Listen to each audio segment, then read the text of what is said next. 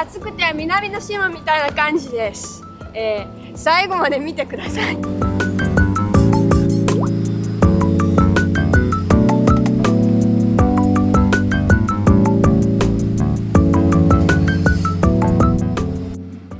今回は北海道以来の運転なので何事もないように今回も安全運転を心がけます。いや、お腹はペコペコなので今から昼ご飯を食べに行きます。で、運転はやっぱ久しぶりなのですっごく緊張してます。何これ、手汗すごい。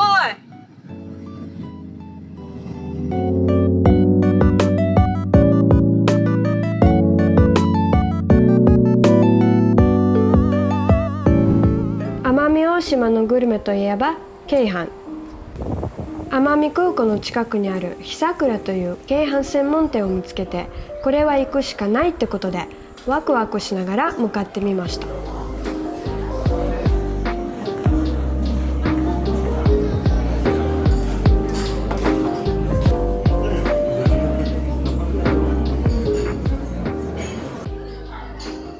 足塩焼き。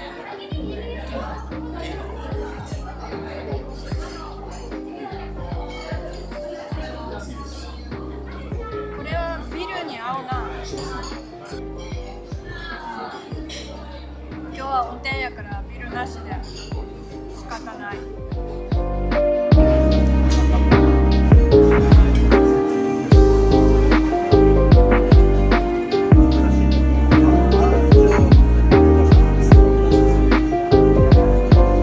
料理はお茶漬けみたいな感じで食べます。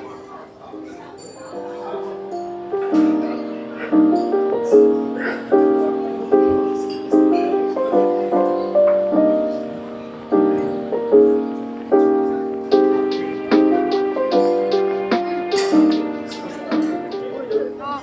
ープはおばあちゃんが作ってたチキンブイヨンが美味しい。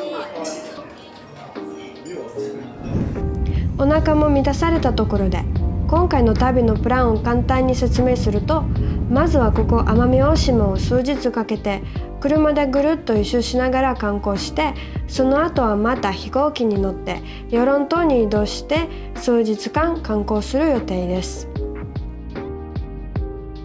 奄美大島は琉球と日本の影響を受けながら大島紬や島唄などさまざまな独自の文化を生み出してきました。でも伝統文化だけではありません。私が感動したのは奄美大島の複雑で美しい海岸線です。不思議な形をした湾が至るところにあり、湾の周りには小さな島々がちらほら。奄美の海岸線はすごくいい絵になります。ちょっと一息つきながらこんな素敵な風景を眺めていたら、日頃の溜まった疲れやストレスから解放してくれるような気分です。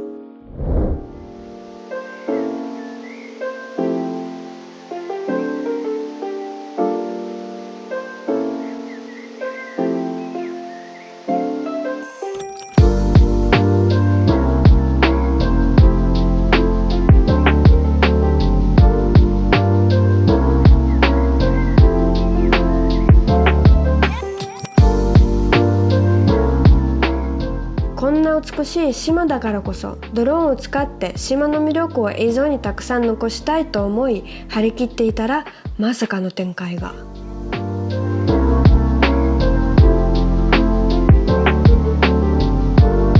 私の操縦ミスでドローンがなんと海に墜落。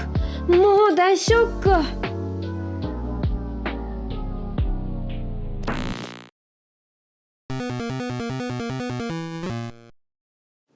2時間以上に及ぶ必死の捜索でなんとか海底から壊れたドローンを救出し、中のデータを確保することができました。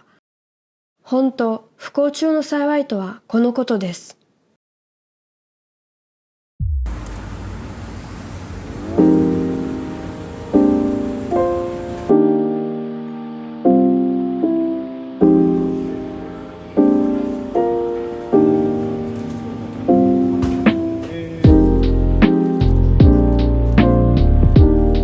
実は私めっちゃコンビニのサンドイッチが好きなので、こんなローカルなカフェのサンドイッチも食べてみたかったのでここに来ました。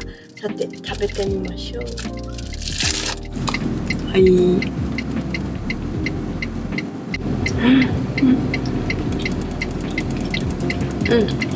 なんか卵じゃないトマトがたっぷりでめっちゃ美味しい。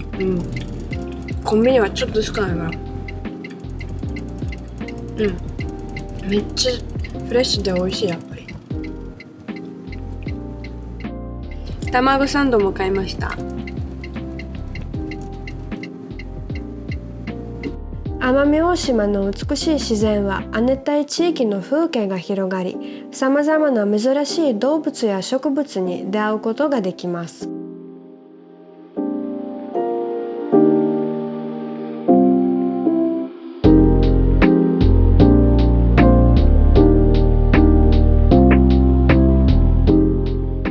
まるで太古の恐竜時代にタイムスリップしたかのような森の雰囲気も味わえます。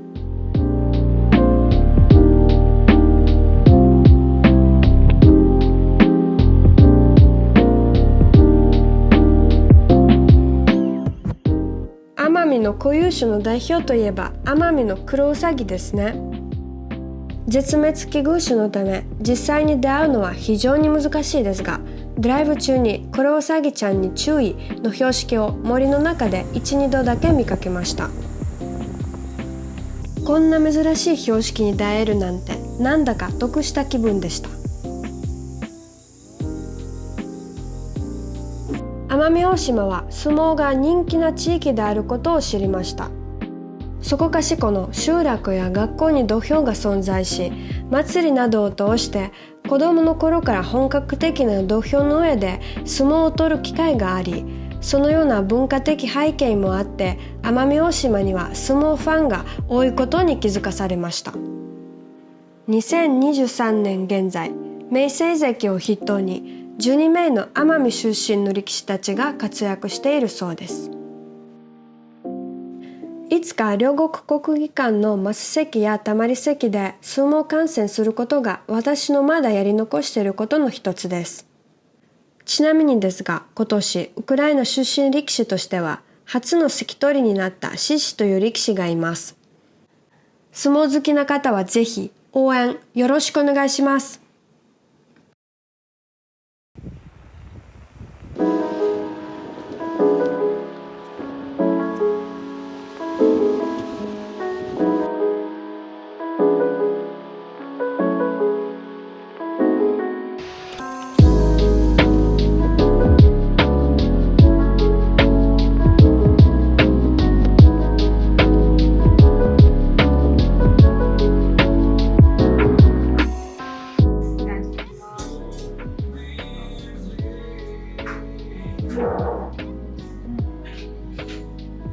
すごくあっさりしてね、重くない。美味しい。以前にも別の動画で話したことがありますが、私は歴史が息づくような廃墟や跡地が大好きです。ということで、ここ奄美では旧陸軍テアン弾薬庫跡に来てみました。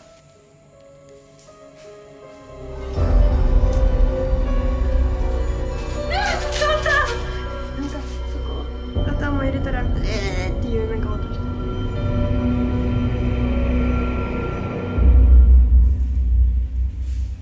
さっき私をびっくりさせた音の正体はコウモリでした。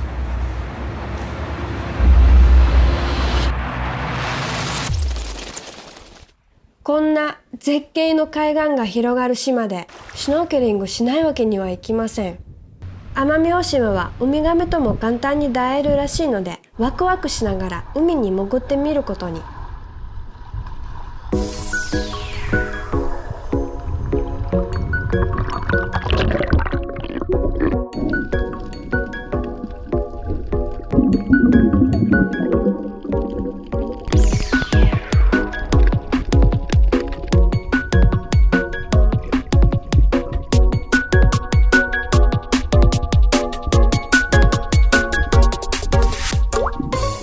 ウミガメとの対面です。素敵な時間を過ごすことができました。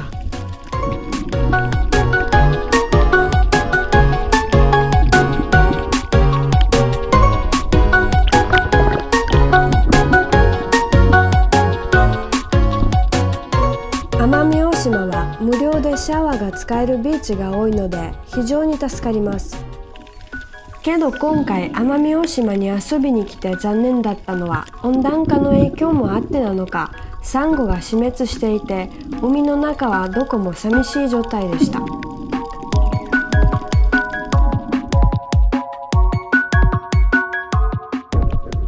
ちなみにこれまでに訪れた日本の離島で一番おすすめのシュノーケリングスポットは宮古島です。たくさんのきれいなサンゴ礁とそこに住むたくさんのきれいな魚やウミガメに出会えて、まるで日本の昔話に出てくる竜宮城に来たみたいですごく感動しました。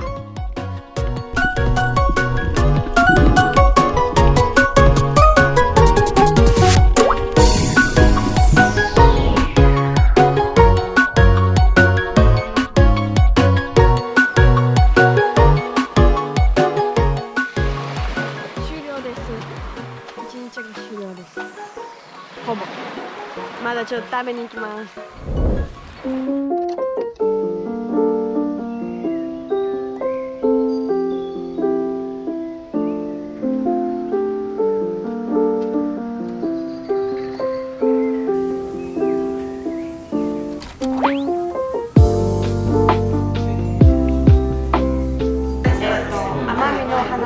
ハイボールを用意したんですけど、これが奄美の黒糖焼酎のセブンの秋とのをソーダ割りをしたやつで、中華料理によくある経過鎮酒みたいな味付けでめっちゃ美味しい。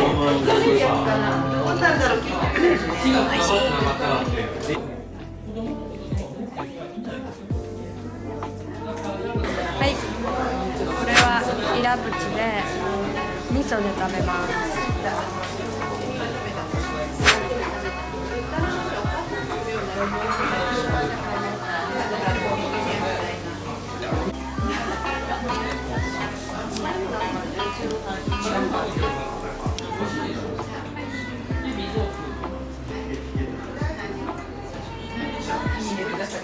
よかったら使ってくれたら喜ぶよ。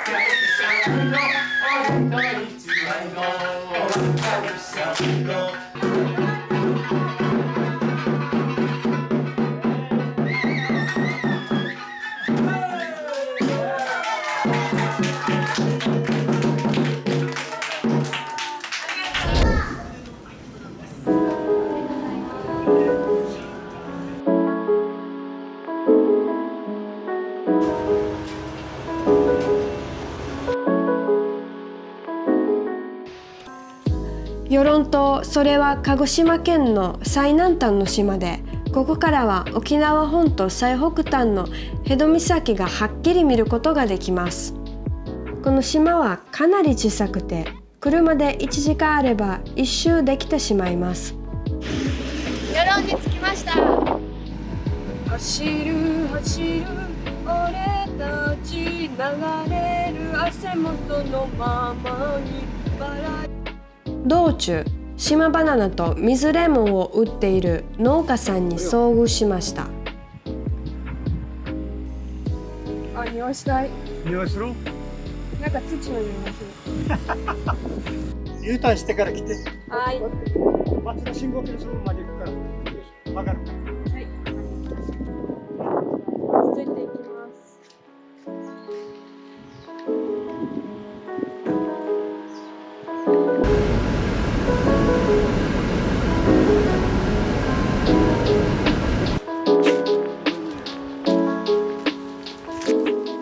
日持ちせんからね、取って1日置いてからすぐ冷蔵庫に入れなけりゃ糖分が強いのよ。だから発酵するのよ。今の暑さじゃ常温で持たんの。ドラゴンフルーツみたいなの半分に切ってその中にいやまた違う。これは何の一つから試食させたよ。こう前歯で噛みちぎってぎゅっと握りずつ食べれる。まあ、種食べるんだよ。パッションフルーツの仲間だから。はい。本当だ。なんかパッションフルーツみたいな。パッションフルーツの仲間。だけどパッションフルーツは酸っぱいもん。これはそんな酸っぱく握ったら下からずっと握りつぶすとか。どうね。すっごい美味しい。美味しい。やっぱり外国の人は好きなの。これがどこで育てるんですか。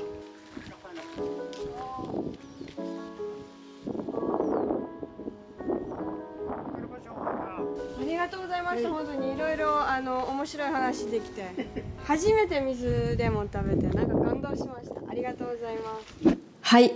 ではまず旅行を続ける前に重大報告に少しお付き合いください。はい。では前回の動画でお知らせしていました私からの重大報告をさせていただきたいと思います。実は今後の人生を変える大きな決断をいたしました。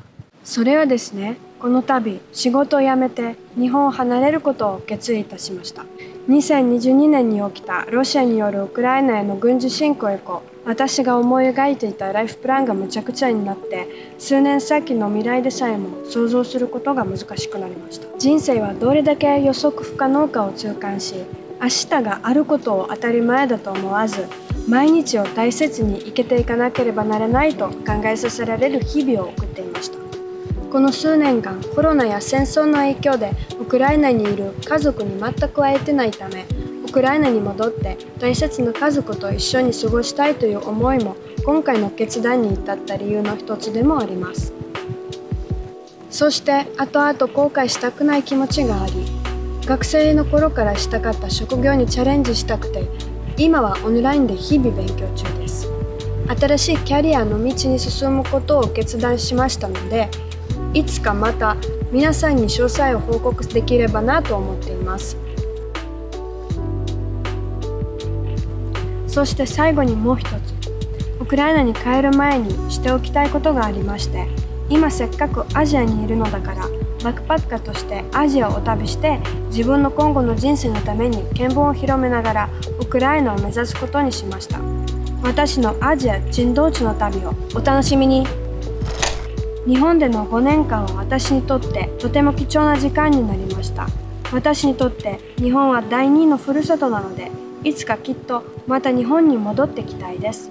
自分の今後の人生がどうなるのか不透明ではありますが、これからも私らしく人生を歩んでいけたらと思っています。おそらく私の人生の第一章に幕が下ろされ、これから第二章が始まろうとしてるんじゃないかと、そんな気持ちでいます。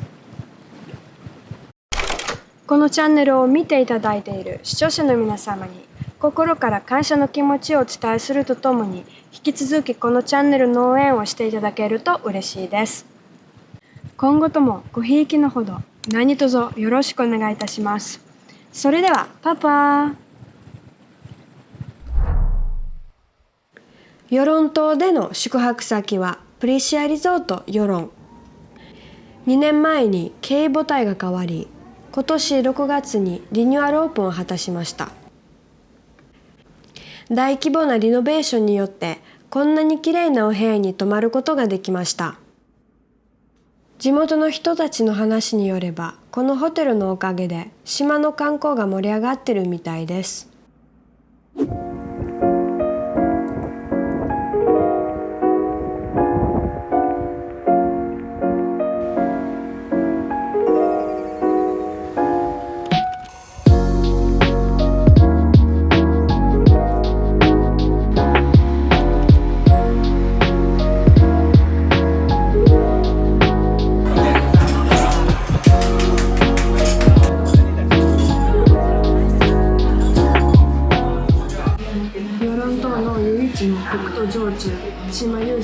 だわりをいただきます。あ、めっちゃ飲みやすい。じゃあそういう島のお酒に合う島のらっきょうを食べさせていただきます。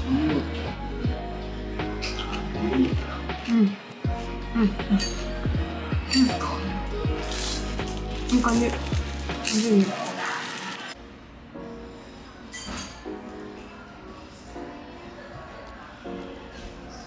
島で捕らえた新鮮なお魚の刺身をいただきます。じゃあカツオです。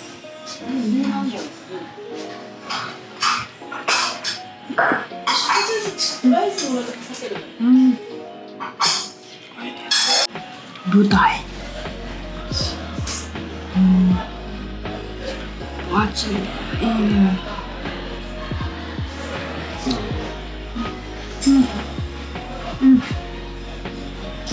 やばい。最高。もうマジで。こちらは本当に珍しいお魚シイラの刺身です。アメリカでは好まれているけど日本ではあまり見ることがないお刺身。いただきます。どんな味か。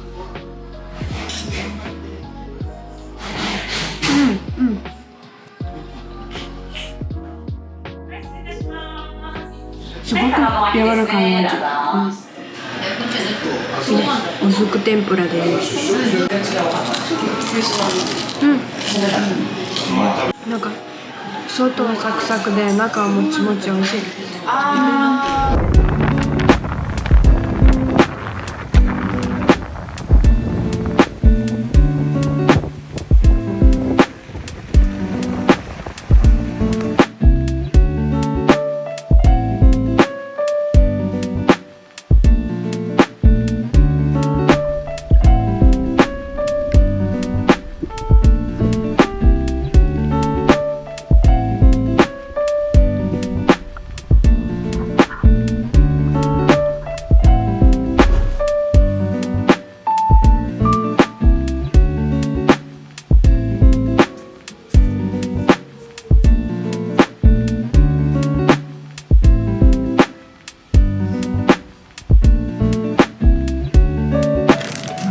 メンチカツバーガーいきます。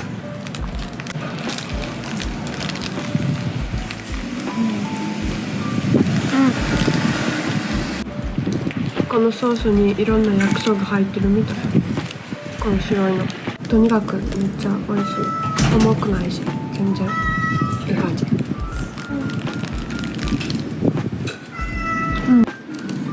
じゃあミニカレーかけます。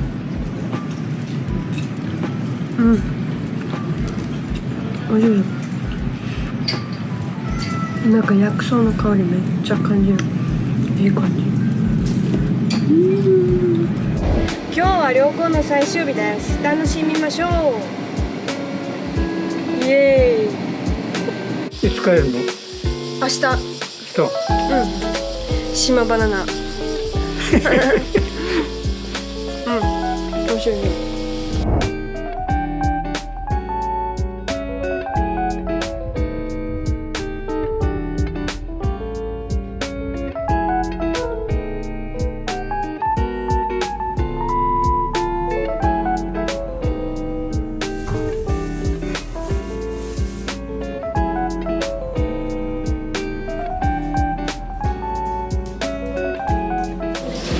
おい、ナシゴレンいただきます。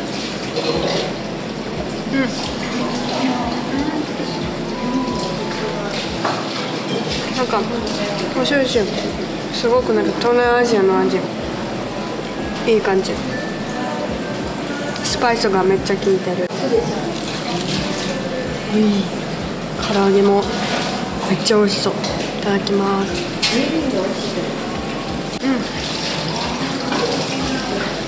なんかスイートチリソースがすっごく美味しい。めっちゃ合う。やばいやばい。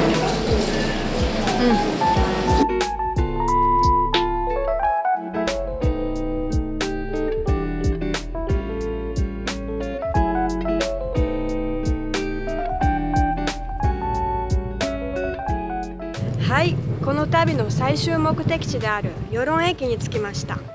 さて、私のアジア珍道中の旅はどこからスタートするの？